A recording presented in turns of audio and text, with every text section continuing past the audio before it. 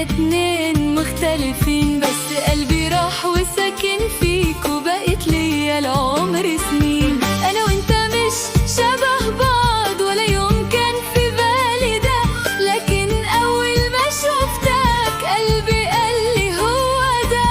دعيت ليل ونهار وقلت يا رب اختار، واول ما عيني جت في عينك حسيت ان ده القرار. يلا يلا حبنا الغريب من غير كلام شدني ليك، سألت ربنا عليك راح وبعتك ليا بايديك.